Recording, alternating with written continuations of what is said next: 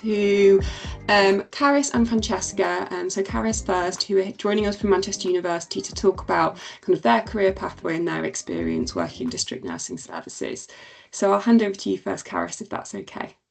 So, hi, my name is Karis Macaulay. I'm the Deputy Manager for a district nursing team working for Manchester Local Care Organisation. I qualified as an adult nurse in 2019 and went straight into community nursing. And then I returned to uni and qualified as a community specialist practitioner in district nursing in 2022 as part of the first cohort of district nurse apprentices.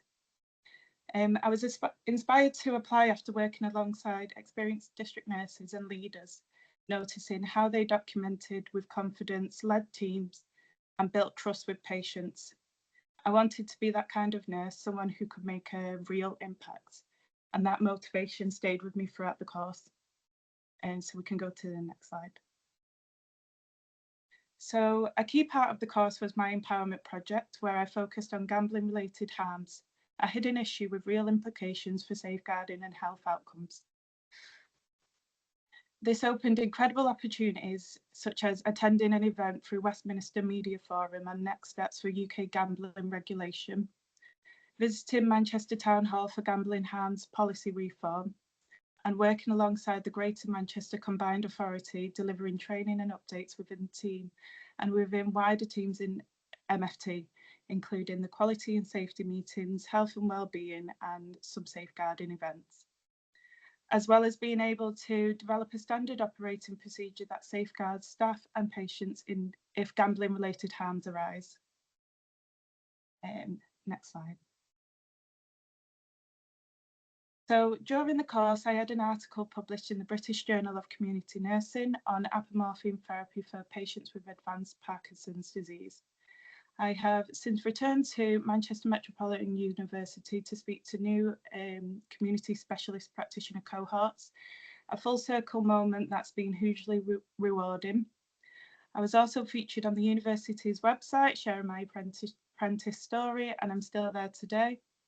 I was invited to the Apprenticeships NHS Leadership for Change event and was interviewed about my experiences, as well as invited to participate in presenting to the Institution for Apprenticeships and Technical Education about my empowering project around gambling-related harms.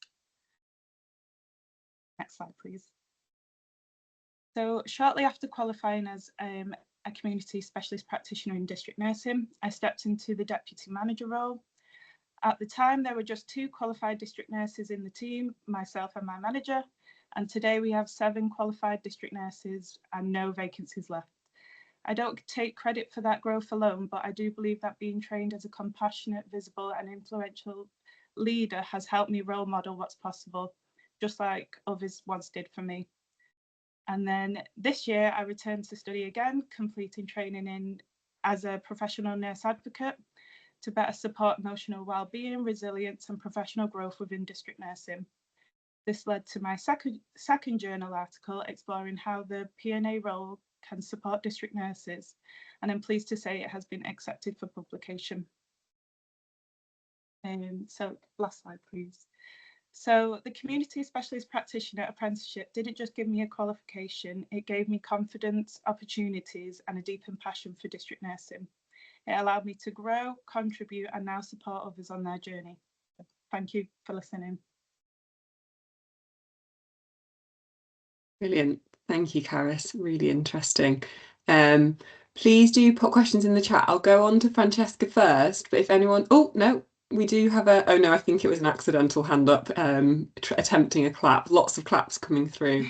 And Steph has posted in the chat as well, saying she had the pleasure of attending Manmet University a few weeks ago to hear about this year's apprentices empowerment projects and some of the incredible work that's ongoing. The Manchester system as a whole really seems to be investing in the district nursing workforce, which is brilliant. So a nice reflection from Steph there. But if anyone does have any questions for Karis or Francesca, please do pop them in the chat, because unfortunately they can't stay with us necessarily till the end of the session, so it won't be in the Q&A section. So if you do have any questions, now's your time. So please do pop those in the chat. So thank you very much, Karis. I will hand over to Francesca and see if any questions come through, if that's okay. So so my name's Frankie, or Francesca. I am a non-medical prescriber as we speak for Turning Point. I'm a proud Queen's nurse and obviously a district nurse.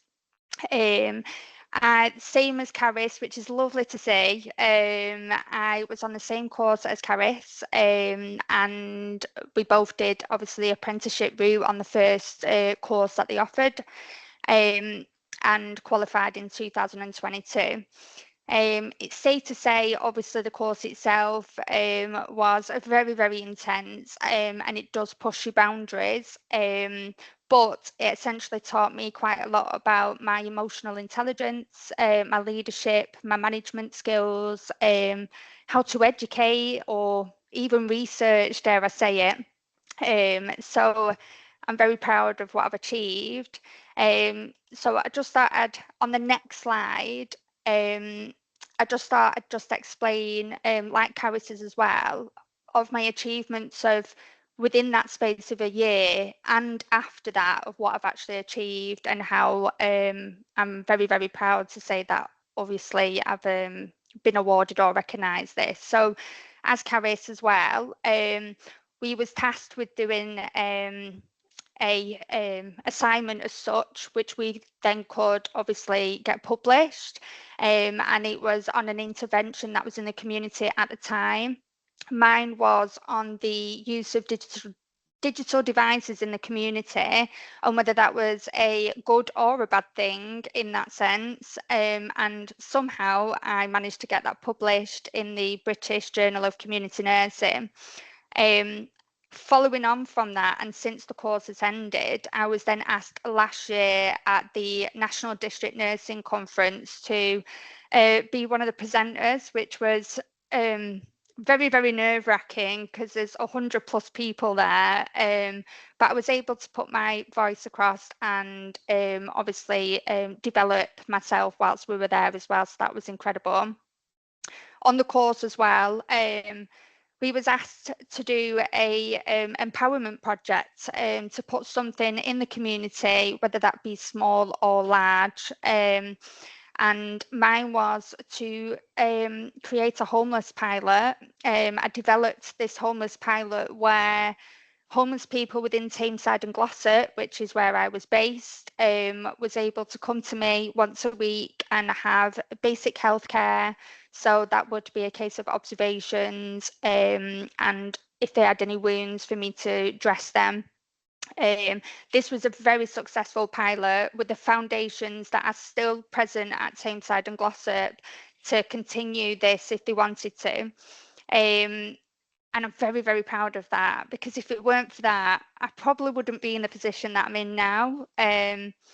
And because of that, I probably wouldn't have got my Queen's nursing, which I got awarded in 2024. So I'm very proud of all of what I've achieved so far. But in regards, although I don't work for the district nurses full time now, I only bank there when I can. And now, because of my homeless project and because I have a real interest in the inequalities in healthcare in the community, and how it's provided to them, I found a job at Turning Point where then it provides me so much more flexibility, but I'm able to see homeless clients who have issues with substance misuse or alcohol misuse, mental health. So even though I'm not a mental health nurse, I get to help and support people with mental health on a daily basis. And it's because of my district nursing and the fundamentals that I've learned through that course, which makes me obviously support these clients that are coming in. So yeah, from there, I just think if I can do that all in 1 year and now have the flexibility to be able to obviously try and change something else in the future, I just think the opportunities are anywhere for us to learn. And that brings me on to my next slide with a little quote for everybody. just a bit of positiveness for the rest of it. But thank you for listening. Brilliant, thank you, Francesca. And yeah, more claps coming in for you as well. So yeah, brilliant to hear.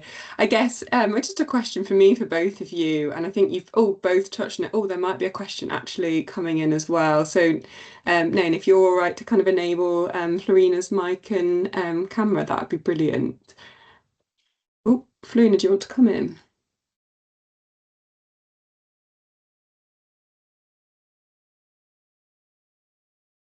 Oh. Potentially an accidental hand, but if you do want to come in, please do. I was just going to ask around, and I think you both touched on it, but how you've both obviously had such a range of achievements so far in your career as district nurses, or kind of, as you said previously, district nurses. How influential was the apprenticeship, and what do you think you really took from that in kind of shaping the career that you've both got today? Well, if I go first, I think when we started the course, we all bounced off each other. So I think a number of the district nurses in the cohort have a number of achievements which are quite incredible, and they're all in tackling so many different areas which are all relevant to district nursing. But I think it's that kind of, once you left, we felt like we could,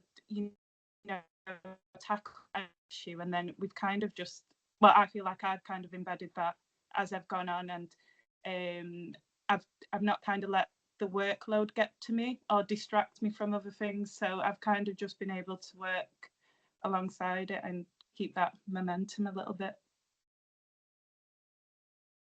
I would say the same as Karis. I think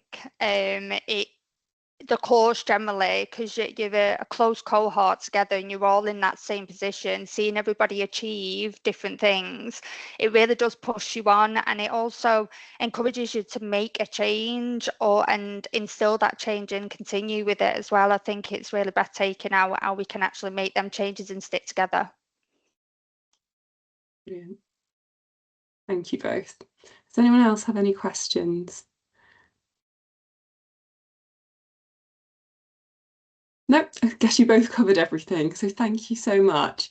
Steph, I don't know if you want to come in, because I know you've got a bit of dialogue happening in the chat before we go to a break. But thank you both to Karis and to Francesca for your reflections. That was really useful. We really appreciate you joining us.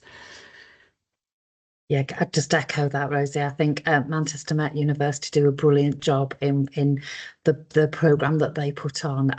I've worked closely with Louise over a few years now, and it's brilliant to see the people that are coming out at the other end, because you're all doing amazing work. And as I say, the projects I saw this year equally as amazing as the ones that you've done as well. So yeah, thank you. Great work. Keep up the good work.